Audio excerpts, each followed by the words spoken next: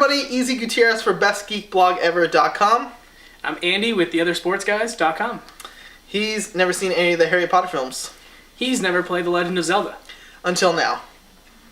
This is Experience This, episode Dose.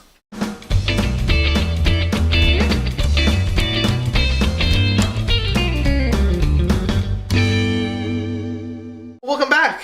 You've made it to episode 2, you wonderful person you. He loves and grew up with Legend of Zelda, and I like the Harry Potter films, so we thought it was kind of a cool little flippy-floppy. A little bit. Well, we're going to be experiencing those things for the first time and then coming right back here in front of the camera and just talking about those things. So that's what this show is. Now we're on episode 2, which means you've seen Harry Potter and the Chamber of Secrets. And I am playing through section 2 of Legend of Zelda Ocarina of Time. Right. You went first last time, talking about Harry Potter and the Sorcerer's Stone. Yes. So I'm going to start this one off. Legend of Zelda Ocarina of Time. Yes. Section 2. I'm trying to play the game as much on my own as possible, but Andy's played the game before, many times before. He's got the perfect guide, and so whenever I kind of get stuck, you're there to kind of usher me in the right direction. It's clear to me now that if you weren't there, I'd still be playing Section 2. It's interesting because the game does two things so far that I've noticed. It makes me feel like an idiot. I feel like an idiot. I was in, I think I was in the cavern, and there's a lot of things that you have to do. There's a lot of like interesting, intricate puzzles. But the thing I couldn't do was climb this really short ladder. And there's this little tiny ladder with like 5 stairs in it. And that was probably the most difficult thing I had to do. There was a lot of you walking up to a wall and just like moving sideways along the wall. This is not a dig, but sure. When I was a kid, I played this game. I was probably in 7th or 8th grade. I couldn't go up ladders. Like I couldn't do it. So it made me feel a little bit better that somebody playing the first time struggled with it too. And I'm 26. I'm starting to get a little better with Z targeting, even though you probably don't see that. You probably see them. Don't know where I'm looking. But I feel like I'm starting to get a grasp on that. You're struggling with it, and instead of just not knowing what to do, you're telling yourself, I need to target that, And so I can hear you pulling the trigger kind of. Right. Like you're trying, but it's just, again, the controls, the way your character's looking, there's a timing aspect to it that's not quite there yet, but you're getting it. But the other thing, besides feeling like a stupid idiot playing, it's also very rewarding. Yes. I feel like I accomplished a lot this time. I do feel that sense of accomplishment. Like, as much as there are a few times where I was just like, wanted to throw the controller out the window, once you kind of get past those little challenges, I felt really good about finishing that second section. How'd you feel about the characters that you're meeting? Yeah, that's right. I like it. I there's a very rich, it seems like, and again, I've only played through the 2 sections, so I'm excited to see what other crazy stuff awaits me on this journey. Starting to get a real hang on the ocarina. I'm starting to realize, ooh, maybe I should play the ocarina. What you're starting to see is that those songs will unlock certain things in the game in a different area. Now that you were into sort of, not the temples, but the initial, layers, or what you want to call them, you really are accomplishing a task, one task. There's a lot of ways there's a lot of things you have to do to accomplish that task. But now you're starting to see, I'm helping this group of people. I'm helping these people that will become an ally later. Right, I'm helping them. It's starting to take shape, everyone. Very exciting. I still really feel like, as much as I would probably have a lot of difficulty playing this on my own, I kind of already feel like once I finish this game for this specific series, I can see myself going back and going, all right, I'm going to try and do this on my own. I don't know. Maybe that speaks some volume to the game itself, I think. But it is that sense of accomplishment and how challenging the game actually literally is that makes it very, very replayable. Right. Because you get tied into the characters. I do it once a year. It definitely doesn't slow down from here. It definitely just picks up, even difficulty-wise, it's going to pick up a little bit. Section 2. Ocarina of Time. So I finished Section 2 of Ocarina of Time. You have finished Movie 2. Right. Harry Potter and the Chamber of Secrets.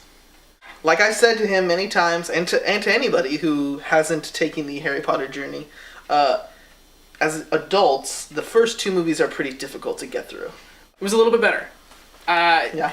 still it was very childish and very predictable and very like, there were a ton of moments that I was watching the movie and something would happen and I just went, really? Freaking lame. It started to look a little bit more legitimate as far as, okay, I could watch this and maybe enjoy that a little more than the first one. But I'm still not there. Ron makes the greatest faces, by the way. This is my favorite face of Ron movie. I've been scared before, but apparently not like that guy. Okay, I have to say this about the flying car. Awesome. They are kicked out of the school. If that place, okay, if Hogwarts really existed and there was a real life like person in the school that's gonna discipline these two kids, gone. They flew a car through a town out in the open with it just not invisible. Yeah. In regular town. Yeah, not even magic around town. muggles. I hate saying these words. On TV the other day, I saw one of the titles for the Harry Potter films. I went, ooh, that's the fourth one. Oh, I know the order of the films. I felt bad for me.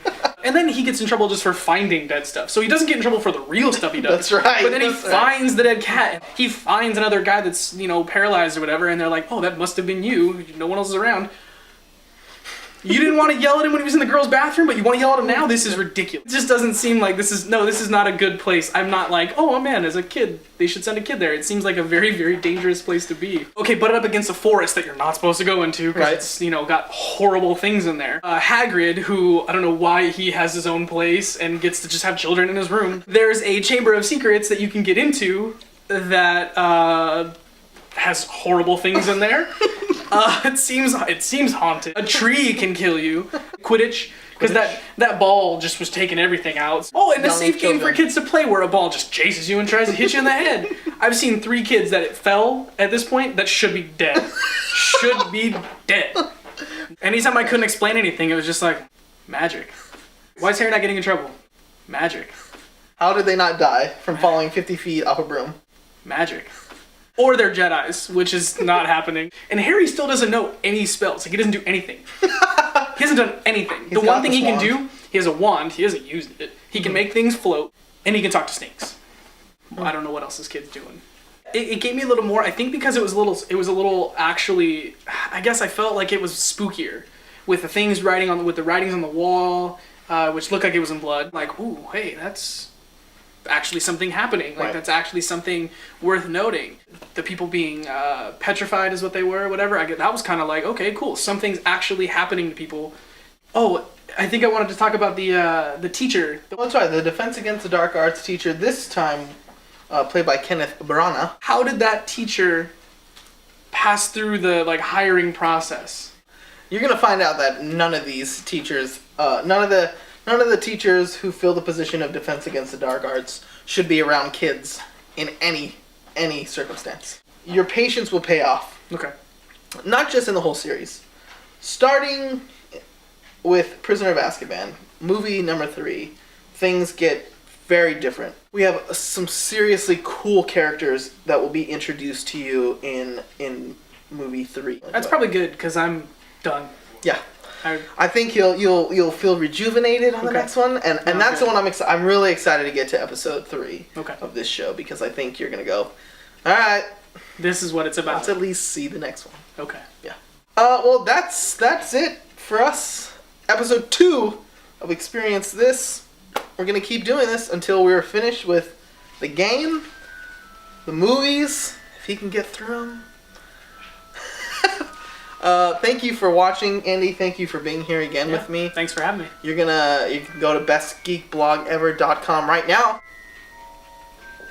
See you next time. Magic? Hey everyone, Easy Gutierrez for Best Geek Blog I was Ever. making a face.